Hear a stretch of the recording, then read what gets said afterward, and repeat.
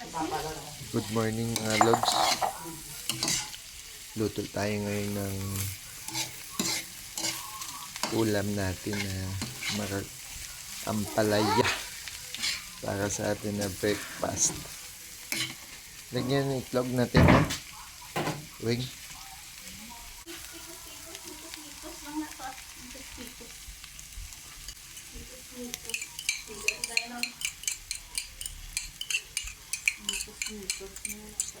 Ayan. I-mix na natin kasi may egg na. Ayan.